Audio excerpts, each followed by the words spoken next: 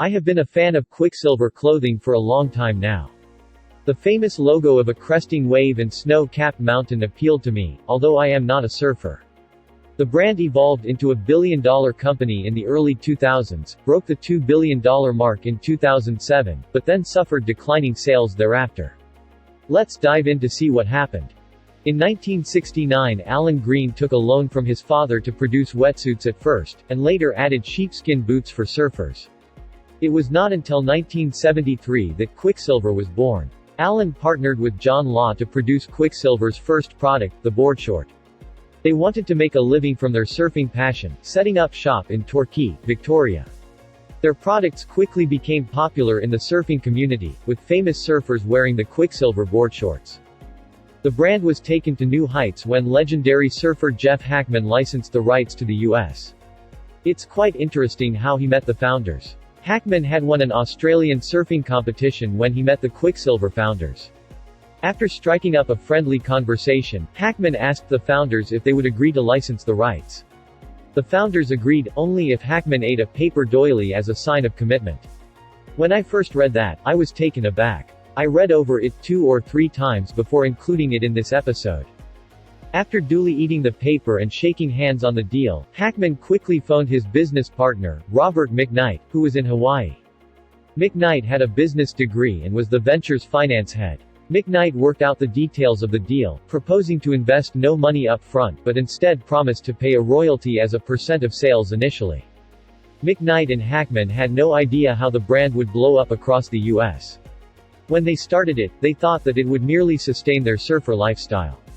The brand gained so much traction that McKnight took a loan from his father to expand the production of the Quiksilver apparel. The duo would price the boardshorts at a premium relative to other brands such as Ocean Pacific. That did not deter American customers from trying the brand. In a matter of days, their first batch of inventory was completely sold out. McKnight and Hackman reached out to more surf shops to widen their distribution network. The company expanded carefully in the midst of a rise in competition. Their edge came from the focus on surfwear while competitors were producing swimwear. At the start of the 80s, Hackman decided to leave the business to pursue his surfing passion in Australia. McKnight took the reins and set up the business for success by distributing the clothes to department stores. McKnight knew that the business had a lot of potential. It was not a side hustle meant to sustain his surfer lifestyle anymore. His business strategies positioned the firm for an IPO in 1986, when sales nearly reached $20 million. McKnight used the proceeds from the IPO as follows. To pay off debt, to buy exclusive licenses for the US and Mexico territories, and to expand the production capacity to meet increasing department store demand. The brand could be found in Macy's, Marshall Field's and the likes. McKnight brought in John Warner, who had tremendous department store experience from Macy's. With the help of the new hire, McKnight more than doubled the company's sales in a span of a year. That proved that the department store strategy was working perfectly. Quiksilver naturally expanded its line of products, adding new styles and colors as well. By late 1980s, the company had a well-balanced revenue stream, split across shorts, t-shirts, pants, jackets and surfing accessories.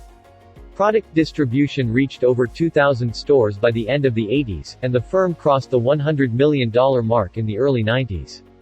Department store sales accounted for around half of Quiksilver's total sales, which had the potential to bring down the business in the midst of a weaker retail environment. This is what happened during the weaker economic conditions of the 90s. Department stores were cutting down on space earmarked for certain apparel and Quiksilver took a hit. The company tackled the problem by shifting distribution to specialty stores instead. They also bought Quiksilver's European licensee and launched a licensing division to take care of the Western Europe geography. McKnight looked for new areas of growth in the women's wear category. In 1991, Quiksilver launched Roxy, initially a swimwear product line. The next year, sportswear, denim and snow wear was introduced as well. The brand then resorted to a string of acquisitions to grow even further. To solidify their operations in the women's category, they bought the Raisin Company, a manufacturer of women's apparel. The company even ventured into the snowboard category. All of these actions helped Quiksilver weather bad economic conditions. The revenue stream was no longer dependent on department stores. But the growth plans had just started. In my opinion, I think that McKnight wanted total control over the brand. That's why he snapped up franchisees in other locations as well. By 2002, he bought the Japanese and Australian licensees.